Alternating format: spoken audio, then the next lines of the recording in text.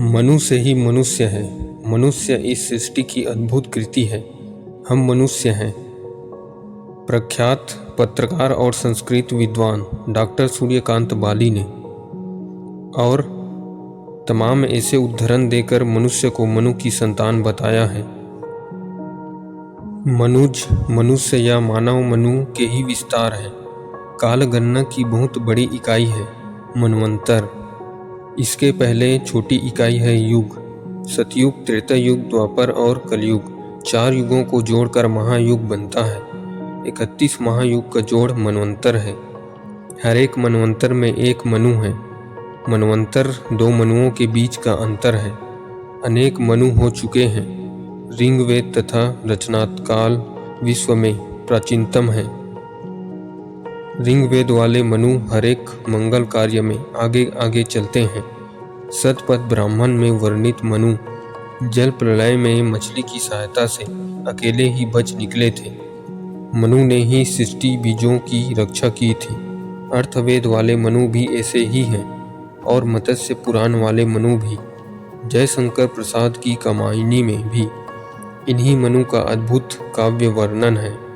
भारतीय काव्य, पुराण और वैदिक मंत्रों में विस्तृत मनु हमारी राष्ट्रीय स्मृति के रहस्यपूर्ण प्रतीक हैं। मनु की स्मृति में लगभग 2000 वर्ष पहले एक ग्रंथ रचा गया, मनु स्मृति। 2000 वर्ष की गणना का अनुमान कोरी कल्पना नहीं है। मनु स्मृति की भाषा वैदिक संस्कृत छद्म में नहीं है। मनु स्मृति के श्लोक व्याकरण के अनुशासन में है। व्याकरण का बंधन पनिनी के बाद विकसित हुआ। मनु स्मृति की संस्कृत शतपथ ब्राह्मण या ऋग्वेद अर्थवेद के बाद की है। श्लोकों की रचना में भाषा का आधुनिक प्रवाह है। 2000 वर्ष पहले का इतिहास बहुत प्राचीन नहीं है। इसके 500 वर्ष पहले बुद्ध है। मनु स्मृति मनु की रचना नहीं है। यह मनु की स्मृति में लिखी गई किसी अन्य विद्वान की कृति है। वैसे ही जैसे गांधी जी की स्मृति में लिखी गई कोई पुस्तक गांधी जी का लिखा साहित्य उपलब्ध है, इसलिए हम गांधी जी की स्मृति में लिखे गए ग्रंथों व गांधी द्वारा लिखे गए साहित्य में फर्क कर लेते हैं।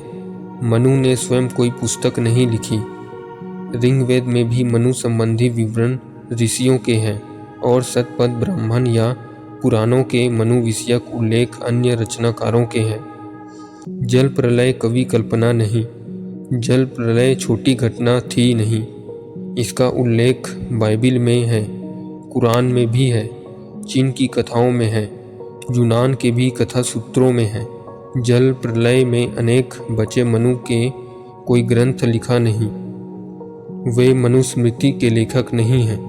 मनु स्मृति के कुछ अंश जाति वर्ण विभेदक हैं। इसी आधार पर मनु स्मृति की निंदा होती है। मनु स्मृति पर जाति व्यवस्था को जन्म देने के आरोप लगाए जाते हैं। कतिपय विद्वानों के अनुसार मनु इस आरोप के उत्तर या स्पष्टीकरण देने के लिए उपलब्ध नहीं है और वे तब भी उपलब्ध नहीं थे जब मनु स्मृति की रचना हुई। उनका कहना है कि हमें देखना यह चाहिए कि क्या कोई भी एक व्यक्ति बृहत्तर भारतीय समाज को जात पात में विभाजित करने की शक्ति से युक्त हो सकता है। क्या समाज उसके आदेशानुसार जातियों में बंट जाने को तैयार था? क्या उसके आदेशों के सामने पूरा समाज विवश था? वह मनु हो या कोई भी शक्तिशाली सम्राट, क्या एक व्यक्ति ऐसा कार्य करने में सक्षम हो सकता है? क्या आधुनिक इतिहास के शक्ति संपन्न तानाशाह राजा व बादशाह ऐसी व्यवस्था लागू करने में सक्षम हैं? ऐसे प्रश्नों का उत्तर नहीं है। डॉक्टर BR अम्बेडकर ने जाति के जन्म और विकास पर गहन विवेचन और विश्लेषण किया था। उन्होंने कोलंबिया विश्वविद्यालय न्यूयॉर्क में 9 मई 1916 के दिन एक लिखित भाषण दिया था। सन 1993 में डॉक्टर बाबा साहेब अम्बेडकर लेख व भाषण नामक पुस्तक को प्रकाशित किया था। संपादन मंडल ने भूमिका में भारत में जातियाँ शीर्षक देकर लिखा है। डॉक्टर अम्बेडकर के अनुसार भारतीय प्रायद्वीप के एक छोर से दूसरे छोर तक लोगों की सांस्कृतिक एकता ही एक सूत्र में बांधती है। जातियों के संबंध में विद्वानों के मतों का मूल्यांकन करने के बाद डॉक्टर अंबेडकर का कथन है कि बहिर्विवाह के ऊपर अंतर्विवाह का अध्यारोपण ही जाति समूह बनने का मुख्य कारण है। डॉक्टर अंबेडकर के अनुसार समाज में छोटे छोटे भाग बनना एक प्राकृतिक प्रक्रिया का घटना है। इन्हीं छोटे भागों या समुदायों ने बहिष्करण व अनुकरण द्वारा विभिन्न जातियों का रूप ले लिया। डॉक्टर अंबेडकर का यह भाषण पठनीय है। उन्होंने लिखा है, मैं सर्वप्रथम भारत के स्मृतिकार के संबंध में कहूँगा। प्रत्येक देश में आपातकाल में अवतार के रूप में स्मृतिकार उत्पन्न होते हैं ताकि पतित समाज को सही दिशा बोध कराया जा सके और न्याय तथा नैतिकता का विधान दिया जा सके। यदि यह कथन सही है कि मनु ने जाति विधान की रचना की थी, तो वह अवश्य ही एक दुस्साहसी व्यक्ति रहे होंगे।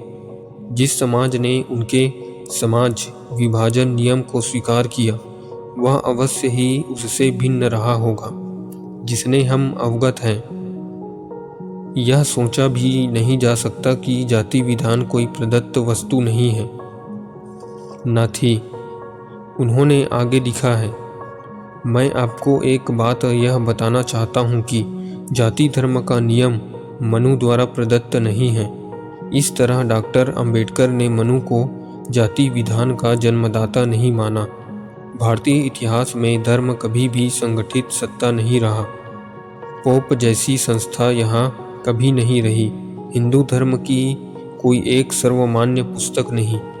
दिलचस्प बात यह है कि भारत के प्राचीन काव्य को भी धार्मिकों ने सिर झुकाया। वैदिक साहित्य काव्य स्तुतियाँ हैं। ऋग्वेद के 10,500 मंत्रों में एक भी मंत्र में निर्देशात्मक बात नहीं। दृष्टा ऋषि कवि अपनी बातें मनाने पर जोर नहीं देते। वाल्मीकि रचित रामायण अंतर्राष्ट्रीय स्तर पर महाकाव्य है। काव्य के सभी रसों का प्रवाह है। करुण रस में भी मधुर रस का छदम है। भारत के लोक जीवन में इसे धर्मशास्त्र की तरह नमन किया जाता है। गीता विश्व स्तर पर चर्चित है ही।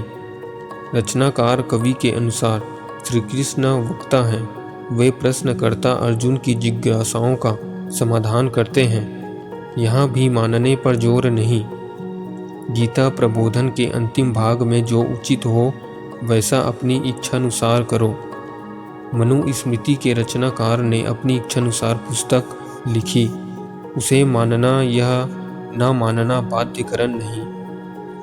किसी राजा या राजा व्यवस्था ने उसे संविधान का दर्जा नहीं दिया। मनु स्मृति वाली राज व्यवस्था, समाज व्यवस्था इतिहास में नहीं मिलती। याज्ञवल्क्य स्मृति वाली भी नहीं। याज्ञवल्क्य स्मृति भी याज्ञवल्क्य की लिखी नहीं हो सकती। वे बृहदारण्यक उपनिषद में दार्शनिक नायक जैसे हैं। उपनिषद में उनके अनेक वक्तव्य हैं। स्मृति और उपनिषद में साहित्य की तुलना ही संभव नहीं। उपनिषद विश्व दर्शन का हिरण्यगर्भ है। उपनिषद में जीवन के सिद्धांतों का सूत्र समाहित है। स्मृति में सामाजिक जीवन के सिद्धांतों का व्याख्यान मिलता है। भारतीय समाज में धर्म और दर्शन सतत गतिशील रहे हैं। हम हजारों बरस प्राचीन साहित्य से श्रेय और प्रेय ही ग्रहण करते रहे हैं। काल बाह्य रूढ़ि को छोड़ने और नूतन को आत्मसात करने की भारतीय अभिप्सा जड़ नहीं है। संस्कृति में पुनर्नवा चेतना है। हर एक उषा नई, हर एक प्रभात सुप्रभात सतत प्रवाही है। यहाँ का राष्ट्र जीवन इसी सांस्कृतिक चेतना में गति करते हुए प्रगतिशील होने का रमन सुख संभव है। हम मनुष्य हैं और हमें मनुष्य बनकर अपना सामाजिक और आत्मिक विकास करना चाहिए। आज के लिए बस इतना ही। वीडियो अच्छी लगी हो तो वीडियो को लाइक, शेयर और सब्सक्राइब कर सकते हैं। मिलते हैं अगली वीडियो में। धन्यवाद।